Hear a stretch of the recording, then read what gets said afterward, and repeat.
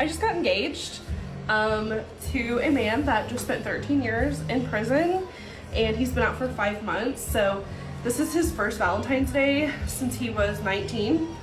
Now that's one hell of an engagement announcement, and I promise you it isn't a joke. Imagine you match with someone on Tinder, you meet for coffee. 6 weeks later, he's living in your house, there's a ring on your finger, and your TikTok is on fire. Not because of the love story, but because the whole internet just Googled your fiancé. This is exactly what happened to Phoenix, a seemingly regular lady who became TikTok famous overnight. It all started with the engagement announcement and Valentine's post on February 10th, 2026. I have never had flowers before. He does very well, so had to brag on that. But these are our Valentine's plants. Dollar Tree canvas. You paint the canvas one color. You put some painter's tape down directly in the middle. You guys put your... Now here's the thing. Falling in love isn't uncommon. When you know, right?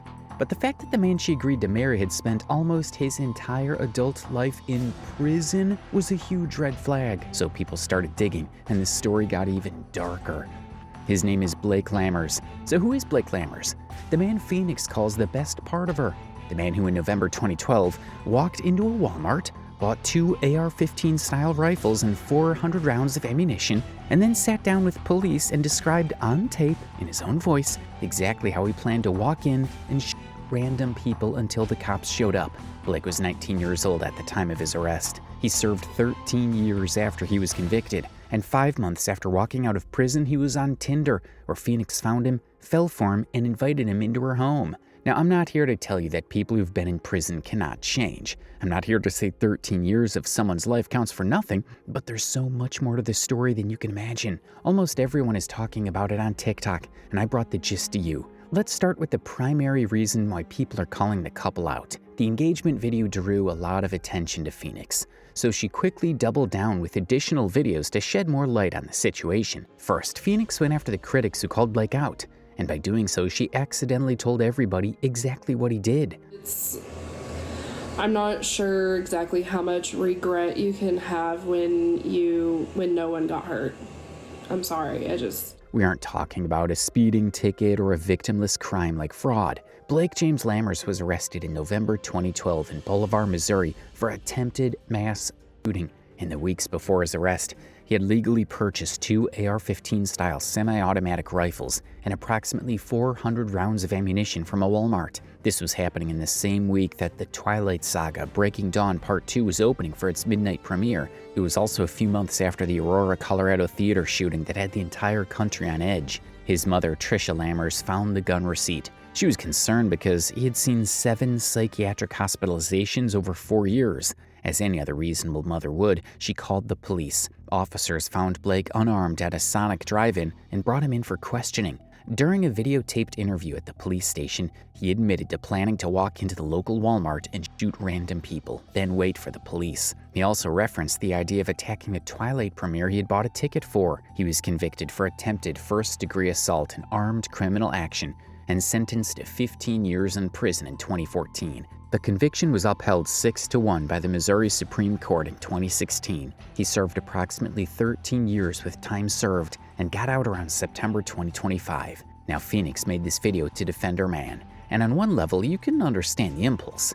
Her fiancé is being dragged all over TikTok, and she wants to set the record straight. But the way she does it, the specific arguments she reaches for, only adds fuel to the fire. Her central argument is, nobody got hurt. The plan was interrupted. Her mother turned him in before anything happened. Therefore, the 13-year sentence was an overreaction, and people calling him dangerous are judging him on something that never materialized. I think we've all thought bad things at one point or another. And here's the thing, there's a real legal argument underneath that framing. The one dissenting judge on the Missouri Supreme Court, Justice Tittleman, said something similar, that what Lammers expressed were thoughts, not corroborated action. He said that treatment was more appropriate than incarceration. In his words, Mr. Lammers admitted to homicidal thoughts, but he never engaged in conduct that, beyond a reasonable doubt, strongly corroborated a firm plan to act on those thoughts. Mr. Lammers should be receiving treatment for his mental illness rather than serving time in prison for a crime he did not commit. So while Phoenix was technically right in her reasoning, her boldness lacked empathy. and it seemed like she was only making excuses to rationalize her poorly considered rushed engagement to a man she barely knows. Viewers felt the same way with comments like, "As a therapist, they are both messy, chaotic, and destructive. Trauma bonding indeed. Judges don't give protective orders because you simply talked to someone else's person and because you said do it. Everyone is saying they are worried for her safety. The more I see, I think they are just perfect for each other." The worst part is that this wasn't just one video. It was a series of questionable videos, and I'm just getting started. Okay, so after the defense video set the comment section on fire, Fianc made a video to answer commonly asked questions about their relationship. In her previous video, Fianc said Blake was the first man ever to buy her flowers. He just moved into my house, and I just have to brag, I have never got flowers from a man before, but here I am. These are actually like at least 2 weeks old, and they're just now starting to kind of die. These are just a few days old, and I am obsessed. I have never had flowers before.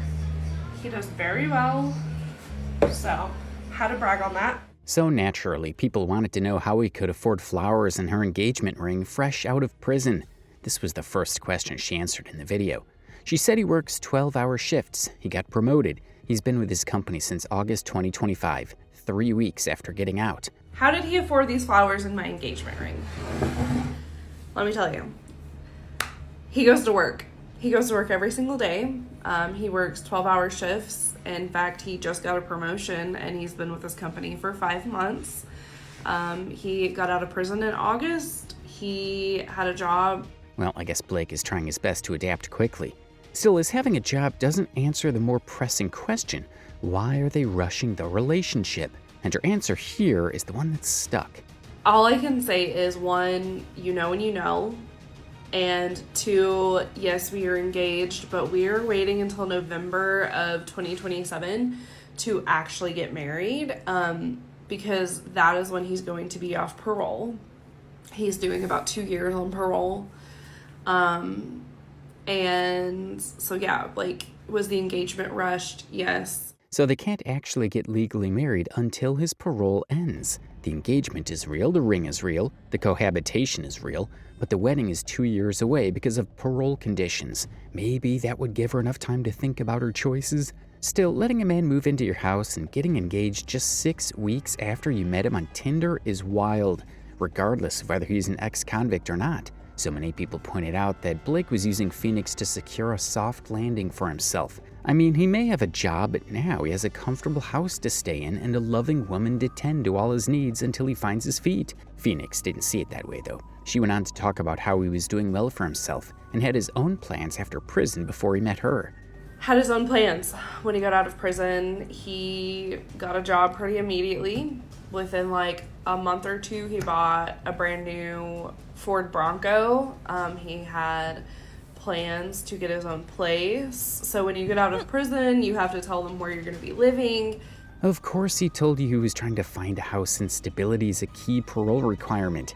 You must prove that you have a stable job and a permanent address. Fianc was confident that he moved in with her out of love and not because he was tired of staying with his parents or trying to settle his parole requirements without getting a house of his own. She also addressed those who said he was using her financially, claiming he was way better at managing finances than she was. Someone also said he's using me financially, which is completely inaccurate. In fact, he's better with money than I am.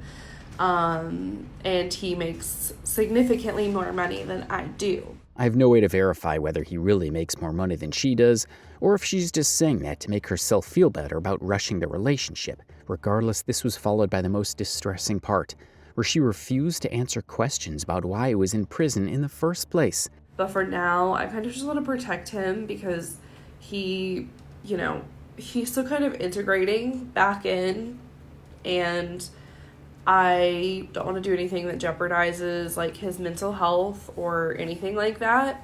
If you wanted to protect him and his mental health during his integration, why bring the matter to social media in the first place? And after exposing him to the world, she started trying to get his records sealed. Not like it would make any difference, since almost everyone already knows what he did and when he did it. One viewer noted that her decisions may stem from her issues with self-worth. None of my questions are for him. All of my questions are for her. Why does she hate herself? Why does she not find herself worthy? And why does she accept any kind of love that comes her way, no matter if it's worthy or not? And that's actually going to lead us down the road of trying to get his record sealed. It will be very hard, if not impossible, unfortunately, because he is a convicted felon with they're like dangerous charges. But I have really been thinking that we should get an attorney and try to get this sealed because of how young he was, and then the fact that nobody got hurt. Considering that she publicized the entire relationship, some of her people asked whether they would sign up for the TV show Love After Lockup. I mean, it was a valid question. Maybe she was looking for just enough publicity to get invited to the series, but she said she wasn't signing up. Why and also now? The last question, no, we're not on Life After Lockup. We're not going to be like, that is such a stupid question. As if part 1 wasn't bad enough, she made a second part answering more questions, and this time she finally introduced her beau to us. A part 2 to commonly asked questions that we've been receiving. He's here with me. He is not fake. He's a real person. So we're just going to get into some of the questions that we've been getting. Blake speaks this time. He addresses those who wondered if he was a sex offender.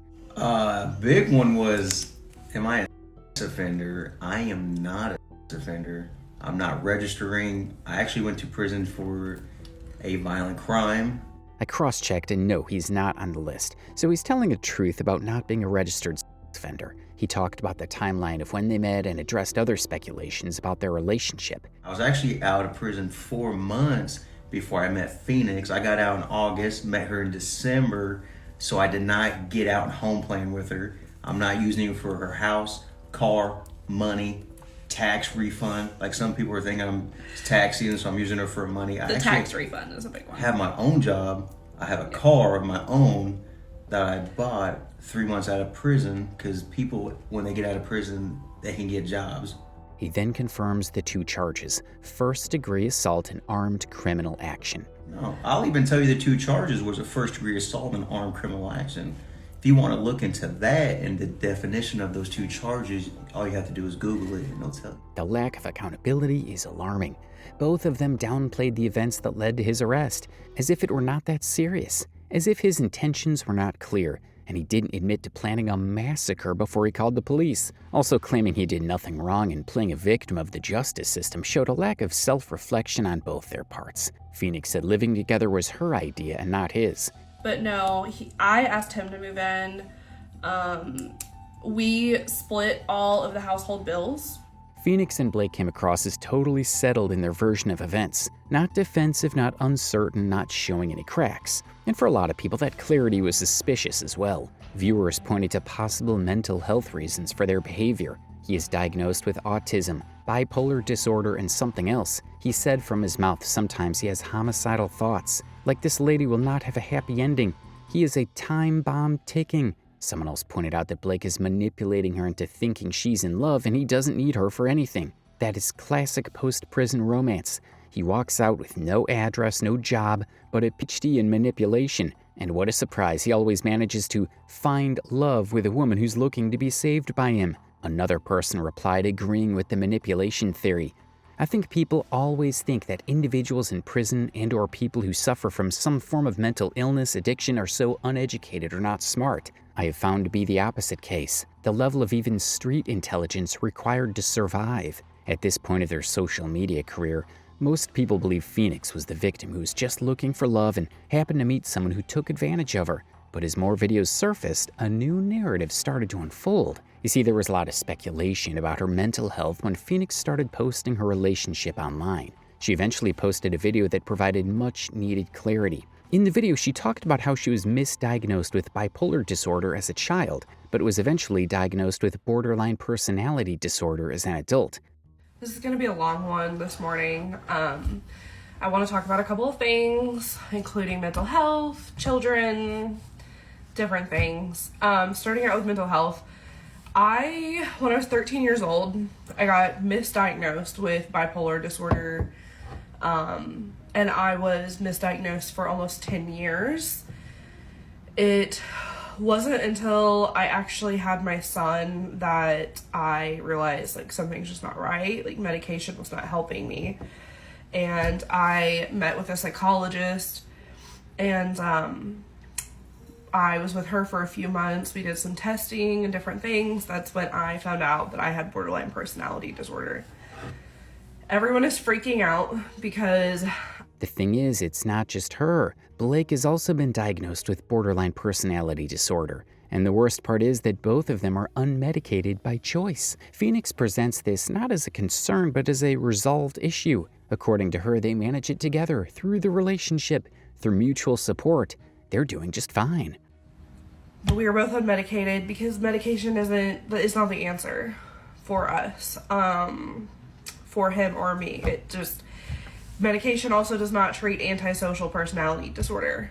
So, there's that. Now, managing BPD without medication is not inherently wild. From my research, things like dialectic behavior therapy, lifestyle adjustments, and having a strong support system are all legitimate and evidence-based ways to cope with BPD. Plenty of people do it. But the through each other part is what our followers and critics focused on. Using a romantic relationship as your primary management strategy, especially a 6-week-old one, is not the same thing as having actual support structures in place. There is also the favorite person dynamic to talk about here.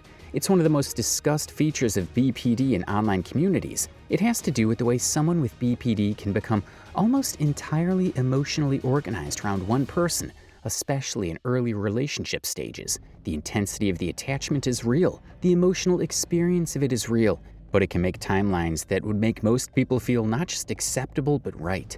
She admitted that she spent her younger years in and out of mental institutions. If you know me from back then you know I was in and out of mental health facilities from the time I was 13 to 18. So, but posting people's children on the internet, that is not going to be tolerated at all. I kind of feel bad for Fianc, considering everything she's been through. It looked like she needed mental health help more than an engagement ring. The comments were full of conflicting takes. Some felt pity for her, and others felt Blake was the one who needed rescuing, not her. I actually feel really bad for her. Don't. She's exactly where she wants to be. Agreed, she knows exactly what she's doing, or trying to do it anyway. Why? She's the entire problem. He needs to run. Then there's Blake's side of the mental health picture. Records show he has a history that includes antisocial personality disorder, BPD, autism spectrum disorder, and a learning disability. Let's not forget that he had 7 psychiatric hospitalizations before age 20 and a 2009 psychotic episode at the same Walmart. And then during his prison time, he didn't receive any mental health treatment, counseling, or medication. In fact, CNN covered Blake's story, referencing his mental health challenges as well. During a 2013 segment with a CNN reporter, Blake and his family addressed their concerns about feeling cheated by the justice system. At some point, you said you had intended to cause people harm. Yes, and then the detective, he came out of nowhere and said I was going to threaten a movie theater. I just started agreeing with him because I knew either way he was going to find me, he was going to charge me for something. His parents claimed they saw him as someone who needed help, but the justice system saw him as a criminal without considering his mental health history. The mother said she reported the gun purchase to the police because she was concerned for his safety, not because she thought he would people. And came upstairs and was going through his pockets, and I found a receipt from Walmart that he had bought a weapon for $865. I immediately went out in the garage and I called Bill and I said, what do we do? Was that the concern, that he was going to hurt somebody? My concern was he would take the guns and kill himself. And you decide to call the authorities? The next day, Thursday morning, I went to the sheriff's department with the receipt. She said the officers twisted her words and took Blake away for a wellness check that ended up being an arrest. So what did they say to you? They said, okay, Mrs. Lammers, thank you for coming to us. He didn't seem like he was too concerned. Okay, thank you. Trish, why did they put him in jail? They said they were doing a well-being check, so they picked him up at Sonic and they said, we need to take you to the police station. Blake himself talked about the difficulties he faced growing up as an awkward kid in high school. At one point, in my sophomore year in high school, for a whole semester, from August to December, I ate my lunch in the bathroom because I didn't know anybody. I didn't know anybody that ate lunch at that time. It's kind of sad, Blake. Well, it is. Now, I'm not about to say Blake was wrongfully convicted, but one thing I can verify for sure is that he has a history of mental illness. So maybe moving in with someone with just as many mental health challenges a few months after leaving prison isn't the best idea. The comments reflected mixed sentiments. Some people were being mean to him, while others felt he knew what he was doing at the time of the incident, and his involvement shouldn't be minimized. What's scary is he's still not getting mental health treatment. Sometimes you need therapy and medication. Just eating healthy and working out doesn't cure a mental health disorder. The next person wasn't as sympathetic, pointing out that the effort Blake put into the attempt was too much to simply overlook because nobody got hurt. It stops being just a threat when he actually goes and buys the weapon, and allegedly 400 bullets too. Another person said he deserved a second chance and pointed out how displaying their relationship on TikTok was going to do more harm to his mental health than good. He absolutely deserves a second chance and a life of happiness. However, you also have to put in the work into yourself, into your mental health. Going on TikTok is tough with them too, and I think it's going to hurt both their mental health more than help. Especially that she recently posted a video of Twilight obsession, mocking the whole situation. My gut tells me it's not going to end well for both of them. Obviously, there are deeper issues at play here. So when Fianc says we are doing just fine and mental health is our priority, viewers can't help but wonder if they're right for each other. At first, viewers were mostly concerned for her safety.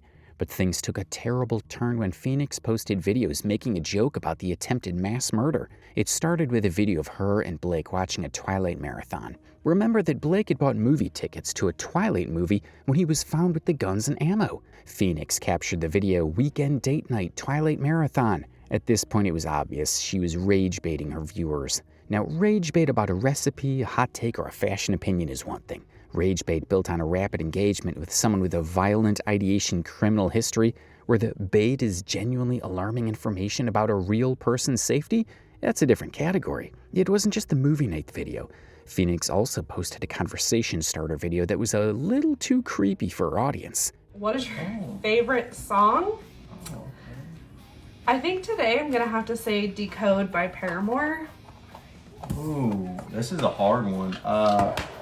My favorite song would have to be by Drowning Pool, Let the Bodies Hit the Floor.